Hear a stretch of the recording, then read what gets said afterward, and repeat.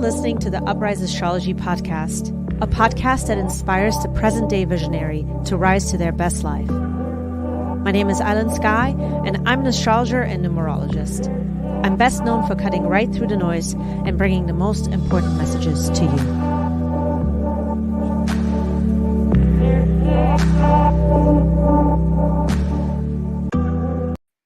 Welcome back to Uprise Astrology Podcast, friends. Today we are going to be taking a look at the transits that will be unfolding for October 2022 and how they will impact all of my Capricorn friends. If you know that you are a Capricorn rising, then this report for the entire month is going to correspond more accurately with your own chart, because the rising sign will give us more of what is happening in the now. Today's report is going to go week by week. We're going to take a look at the first week of October, 2nd, 3rd, and 4th, and we're going to discuss what the most important transits are during the week and what is sort of unfolding and expect, what to look out for, and maybe how to use the energies to your advantage. So let's get started.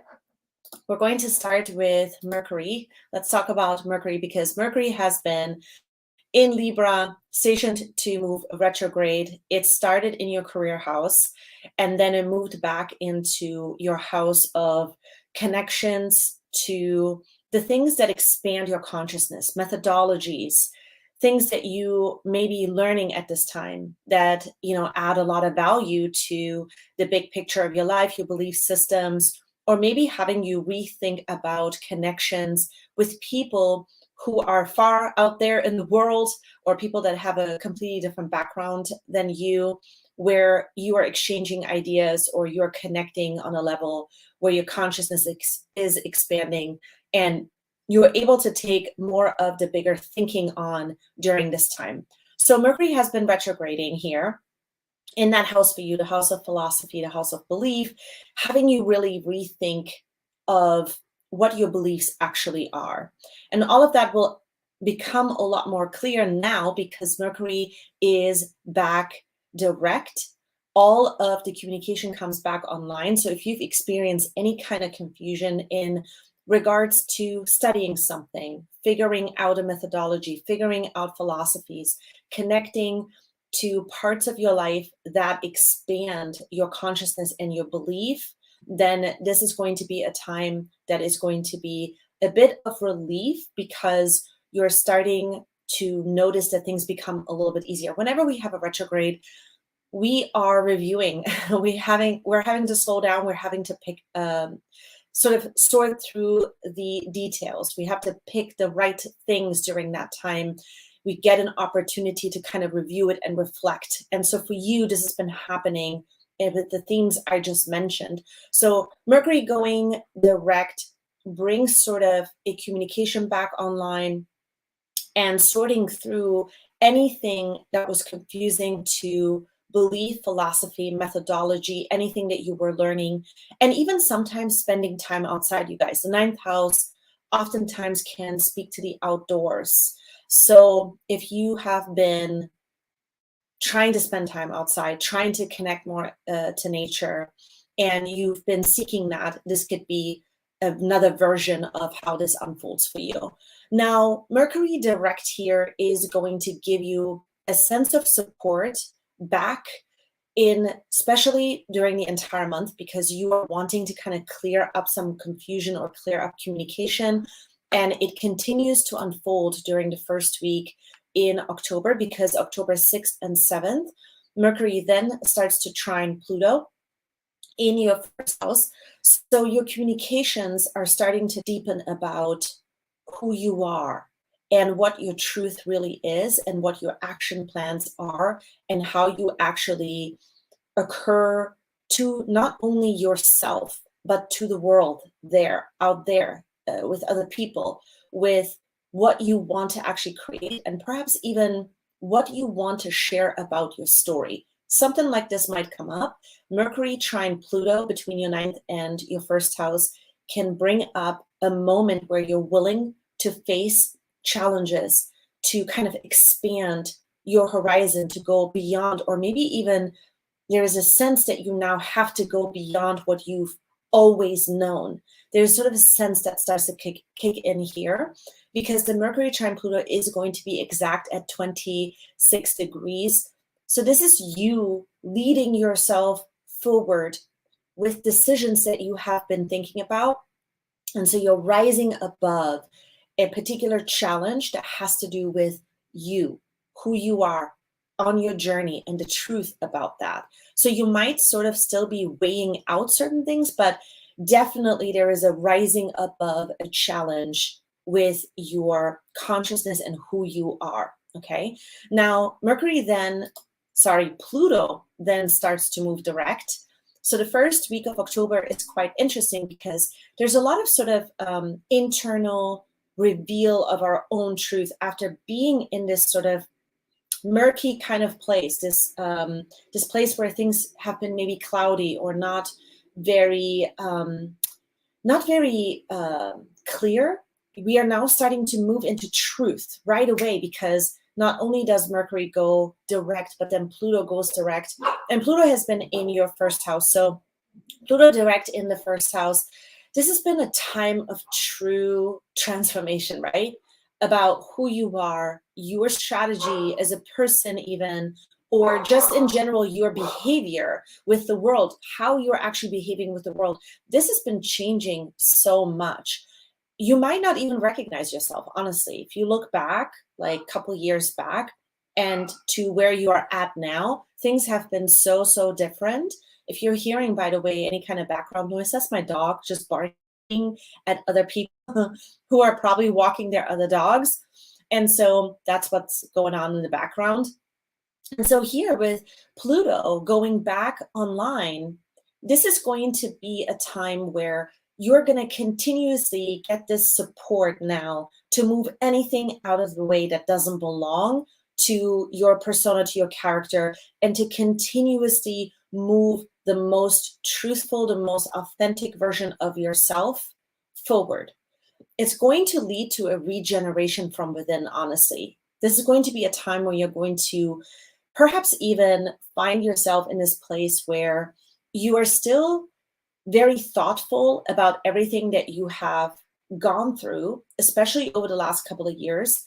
But a part of you starts to notice that things are becoming actually easier now, that things are becoming so much more smooth when it comes to you, who you are, and what it is that you're communicating with other people, and in general, how much you have changed. The first house can also speak to our vitality. So you may have been regenerating your vitality at some level, because it's our body and our energy with how we're interacting with life. And so there is a regeneration that continues to unfold here.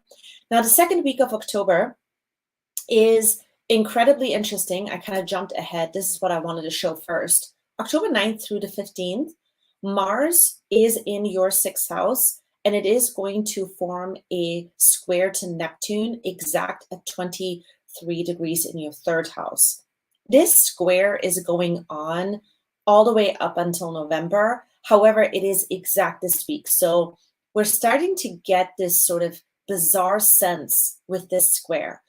A Mars-Neptune square at 23 between the sixth and the third house has a lot to do with you being cautious with organizational pieces. Mars is in your sixth house, the house of a lot of stuff that needs to get done. This is the house where there's a lot of action in the day-to-day, the stuff that you do from the moment you wake up until you go to bed. It can talk about health. It can also talk about, just in general, everything that you do within your lifestyle, the stuff that you are taking care of, right? All the tasks, all the things that are part of your routine. So Mars is super active here. It's going to stay active here from now until March of 2023. In fact, Mars is going to retrograde station at the end of this month. We're going to talk a little bit more about that in just a moment. But that square to Neptune in your third house, that's the house of communication. So you're starting to maybe pick up some nuances this week where you realize that you have to actually pay attention to what is being communicated to you at this time and the impacts of that in your day-to-day.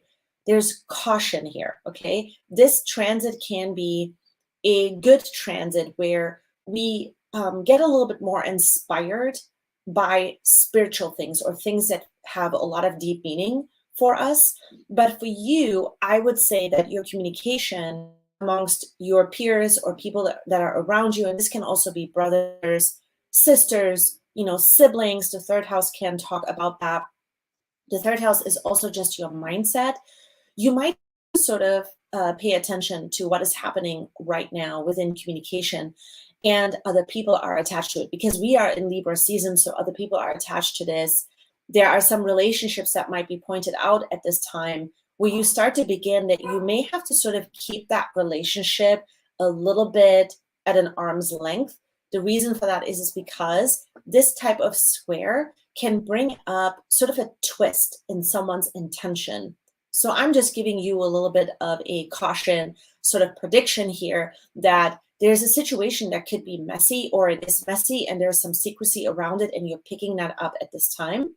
Be sure to not become impatient, because 23 degrees is an impatient number. It's an impatient degree. We have to sort of stick to what it is that we feel and what we believe and then form an opinion about it. So that is what's really, really important here with that 23 degrees. Now let's move on to the full moon in Aries, which is also unfolding right at the beginning of this Mars square Neptune.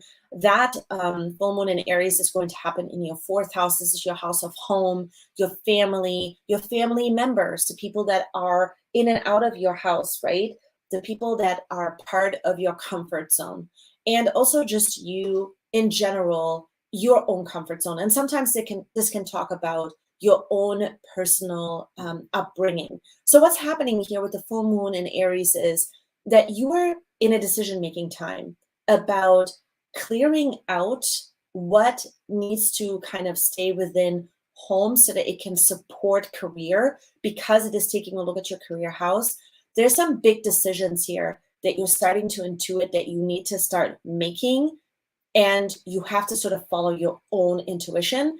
And the key words here are quality over quantity. There are some things that no longer can be supported by you. And I see for a lot of you that during this full moon in Aries time, you're starting to realize that this is the time now to cut certain things out and to move forward. And this will create shifts actually in your career and also shifts in your relationship, and more will come as the month unfolds. Mercury moves from Virgo in your 9th house into your 10th house of career. So it goes back into the 10th house, really increasing conversations also with the decisions that you have made here. Now your decisions will lead to further conversations and reorganizational pieces, and also you identifying the most important relationships when it comes to career. The people that you are identifying with and the people that have now shown, perhaps up until this point, that are not on board with you, this will become apparent as well. There's also a lot of negotiation about administrative stuff. You might be having to go through a lot of paperwork during this time. That might come up as well. So with Mercury here, you get the negotiation power. You get sort of the mindset or the mental attitude to start to deal with those types of things. Now, what also unfolds this week is that the sun in your 10th house will start to trine Saturn in the 2nd house. So a lot of money will have to be made as well. Perhaps some of you may have been worried about losing a particular amount of money in career, or like kind of administrative work or things that you had to invest in your career. Or maybe you were looking for a promotion, you didn't know if you were going to get it. So this is going to be a beautiful time where you are actually starting to see that things are actually working in your favor. Is some kind of money situation that is going to work out beautifully. There is some kind of negotiation that is going to go in your favor, and you may end up not actually spending as much as you thought, or you may not end up having to give out so much of something that is very valuable to you, and you're becoming centered again. There's a sense of, oh, thank goodness this is not how I imagined it to be. But it's because everything is coming back online and there's a negotiation power. And, you know, this energy is really, really good to make some solid decisions that benefit you and also the situation that you're dealing with. So anything in form of career, legacy, administrative work, and money ties that go into these subjects I just mentioned are going to work out in your favor during this week. Just pay attention to that Mars square Neptune. That one is a little weird. So while many good things are happening, that Mars square Neptune is also unfolding at the same time, and that one is just more stuff that is going to start to come up here. But you could have those two things simultaneously going on, right? Now, the other thing that backs this trine between the Sun and Saturn is that then Venus starts to join the party. Now, the Sun and Venus have been together. There is going to be a Cazimi at the end of the month, but now Venus starts to come also exact with Saturn at 18. So your relationships and the ones that really truly support this next big move that you're making in career, where money ties into it, you feel really good about it because your relationships feel also very good about it. And there's a sense of things coming beautifully together now, perhaps a project, perhaps some heavy like work for reorganization in career that you needed the support of other people from. These are the types of things that are going to start to work out beautifully here. Just be aware that every decision that you're making must feel sustainable for not only right now, but also for the future. You guys are actually really, really good about this, but I just want to mention it because of that square, that Mars square Neptune, because you're going to have that Mars in the 6th house now. There is a lot of action in the 6th house, a lot of organization, a lot of things that you're going to have to think through and that you're going to have to start taking action on based on some of the decisions that you're making right now. Now, before I move on, if you are new to my channel, I want to introduce myself. My name is Alan Sky. I am an astrologer and numerologist. I focus on forecasts, on spiritual topics. My most favorite thing to do is to take a look at the immediate future and kind of give you guys a report of what's coming so that you feel prepared, that you have the most important messages. So if you like what you see on my channel here, I would love for you to hang out, subscribe to my channel, and most importantly, ring the bell. Because when you ring the bell, then it notifies you when a video is out, when a horoscope is out, so that you don't miss the most important messages. Now let's move on to the 3rd week of October, October 17th through the 18th. Then the Sun is going to come into a exact trine with Mars at 24. This is a beautiful energy with your career and your health, things coming back sort of in a sense online. You may have been sorting out a lot when it comes to your lifestyle, when it comes to your health, having to pay attention to your health, having to take a lot of decisive action here. So that Sun trine Mars at 24 says decisions were really good, but it's also time to take bigger actions. So there's something that comes up here that supports your career move and also a change in your lifestyle. And this is going to be a really good thing because I predict that for many of you, you're actually going to start to cut something out. You realize you need to cut something out in your daily routine that doesn't really support relationship dynamics, your health, your career, the actions that you're taking. Something has to go here, and you're going to streamline it. You're going to make it easier. That is what I'm predicting for many of you. And there's some other ideas that will start to pour in with this as well. 24 is a receptive energy.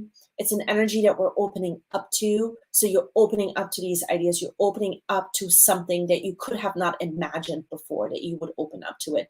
But you're completing a big task. There's sort of a letting go of a big task, and then it's getting replaced with something much easier. Now, what then starts to unfold after that, October 20th through the 26th, we're starting to head into the solar eclipse season. This solar eclipse is going to activate your 11th house. I will do another video on this where I'm going to dive a little bit deeper into the solar eclipse. For you guys, the moment right before the solar eclipse, that's what I want to talk about, where the Sun is going to be in an exact conjunction with Venus at 29 degrees in Libra in your 10th house.